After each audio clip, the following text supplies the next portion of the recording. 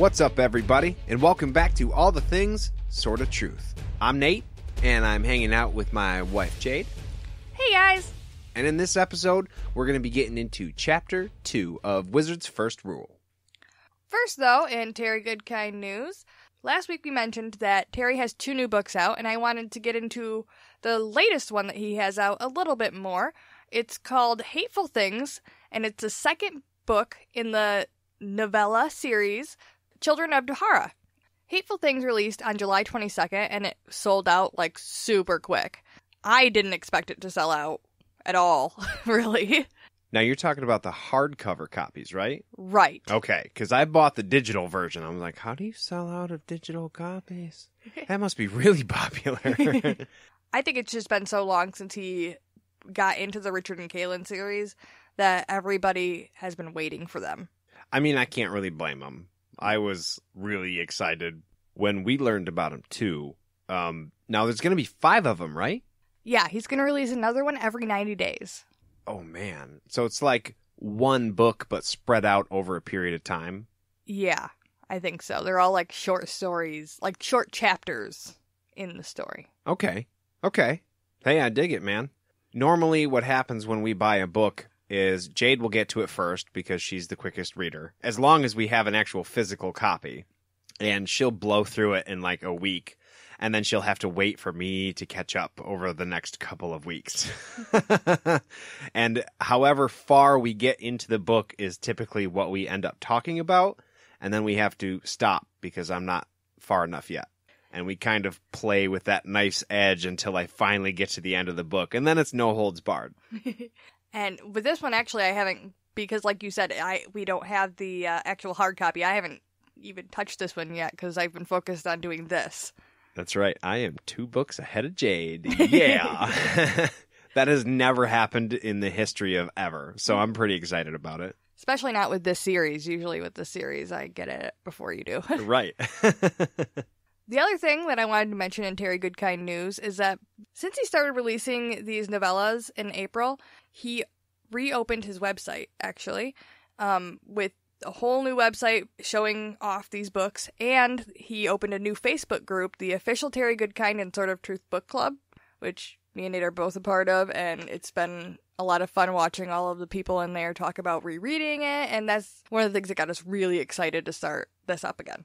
Yeah, getting on Facebook and seeing a group of people be this excited about all of these books coming out really got us going and really got us excited about doing this podcast. But even more so, we just like having a community of people to turn to and talk to about this stuff, and we haven't had that. Absolutely. That's what the whole point of this podcast was. We wanted to reach out to a whole bunch of more people so that we had everybody else's viewpoint on it. So I'm really excited that he opened that up, actually. And now that we've gotten through all of that news, we can get into the chapter. And I cannot wait. All right, so, same as last time, I'm going to give you a little synopsis about what the chapter is about. And beyond there are no spoiler alerts. All right, Chapter 2. In this chapter, Richard, well, he meets the 3rd child of trouble and further regrets not having his fucking knife. As you would. So the first thing that happens in the chapter is he decides he's going to head off that woman he sees being stalked. Right. He kind of puts 2 and 2 together and figures that if this lady is being followed, she's in danger and he is the only person who is available to help her. Now, if you guys remember from the last chapter, he was just bitten by the snake vine. He's a little out of sorts. At least his hand is hurting. We were kind of joking around saying that he was hallucinating. We don't know that for sure, but he's not in a good way, and he obviously now doesn't have a knife, so it's not like he's got a weapon to try and save this woman with. But Richard knows he's the only person in the world who can help this woman, and him being the guy he is going to try. Yeah, he decides to fucking start running again. Yeah. Yeah, he does the one thing we agreed upon was probably the worst possible move for him in the last chapter, and that's get his heart rate up. Because he is poisoned, we're assuming. His hand is swelling, it's red, it's painful. And he assesses the problem really fast. And he decides that if he can make it to the woman before a certain spot on the trail, he'll be able to turn her down another path and keep these gentlemen going the way they were going without being any of the wiser that she's not on that same path anymore. But he's got to get there, like, now. Right, and it describes how he's, like, all sweaty and sticky, and he ends up on his knees with a stitch in his side, and he assumes it's all because he was running so fast, and I really think it's because he's fucking poisoned. Right, he kind of seems like an athletic dude. I mean, it doesn't really say what his limitations might be, but yeah, you're assuming he's probably getting jacked up by that poison, by now, at least. I can't believe that it doesn't even go through his mind at all. Like, then he's like, oh, I'm probably being affected by that weird thing that fucking bit me on the hand. No, it couldn't be that. No way. So he gets to the break in the trail he was trying to get to, and he's completely out of breath, and he's kind of like half crouched down, grabbing his side, and so he stands up, and he raises up to his full height right in front of this woman, and he gets to see her up close for the first time. And I like to imagine like a romantic date where time slows down and everything else disappears, and he's looking at this woman. She's got long brown hair. She's tall. They're about the same age. She's wearing a white dress. Warning, buddy, run away. I'm kidding. With a square neck, glistening fabric. She's got eyebrows like raptor's wings. Ooh. And unafraid green eyes that just drain his sense of self. She completely enraptures this dude the second he lays eyes on her. And he just goes, huh, for a second as he's staring at her.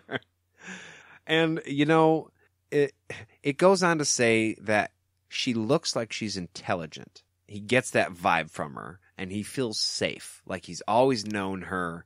Like this is a person that he was meant to run into. And then he snaps out of it because he realizes, hey, fucker, you don't have time to be staring at this girl. You got to haul ass. And it's kind of funny because he was worried about looking silly before he even went down there. And you got to imagine that he looks pretty ridiculous, all sweaty and weird, just standing up and staring at her like, duh. Right. And so on top of that, he snaps to and realizes he's got to tell her what's going on. So he's like, I was up there creepily watching you. No, he didn't say creepily. But he points to way above where he was. And it's clear that he's flustered just by the look of her. Because he's like pointing off into the tree somewhere. And she follows his hand and there's just nothing there. So he's like, oh, shit, yeah, no, I was over here and I saw you. There's guys following you. Right. And she's like, oh, shit, how many? And they go into a little bit of a back and forth, and she immediately doesn't question anything that he says. Right. No, she trusts him. After he tells her that there's 4 guys following her, the color drains from her face. And all joking aside, this scares the ever-living shit out of her. So he explains to her that he has a plan, but that she has to come with him right now, and he's going to try and keep her safe. And he is there to help her. Because that was something he was afraid of. He didn't want her to think that he was there to attack her. And I mean, it says he stopped 3 paces away from her, right? And so, okay, a pace about 3 feet. I might be exaggerating or minimalizing. I'm not really sure. But it's, okay, 9 or 10 feet. That's still pretty close. And he came out of nowhere while she was totally unaware she was being followed now by 5 guys, him included. So that would still freak me out. Like if you came out of the woods out of nowhere, 10 feet away, I'd go on guard pretty fast. Sweaty, panting man, probably still clutching his side. Right. And she asked him, of course she asks him right away, do you have any weapons? And he's like, no. Fuck. And he still is like, okay, yeah, you go first. I will be between you and the men, even though I can't do shit for you. I'll go last. And he asks her, are the men following you dangerous? And she nods in the affirmative. And at this point, you kind of see Richard steel himself to helping this woman. The thought that came through my head is, okay, I obviously feel for her. She's being stalked. Who knows the situation, but it's obviously dangerous. Could be fatal. But the other side of me is saying, you don't know this lady, and you don't owe her anything, and you don't have a knife. You could very well die trying to protect this lady. And I think because of that moment in the woods when he saw her for the first time, when she just took his breath away, he's like, fuck it. If I'm going down today, I'm going down today. Right. You don't know that she's a good person at all. She could have murdered these guys' children. Exactly. She could be a murderer. She could be a thief. They could be chasing her for any number of reasons. And Richard's like, no, I'm going to help you out. If that means I die today, then so be it. And I just don't understand why he would be so into potentially committing a crime himself right off the bat without asking any questions, which we'll find out later. Richard is known for asking questions. It's because she's hot. Well, yeah. I mean, I can't say I'm impervious either. Jade's like, hey, let's do a podcast. I'm like, I'm in. I have a computer and stuff. Let's do it. Also, she's got a weird emotionless face, kind of, and unafraid eyes. And I feel like that maybe would make you a little bit uneasy, too.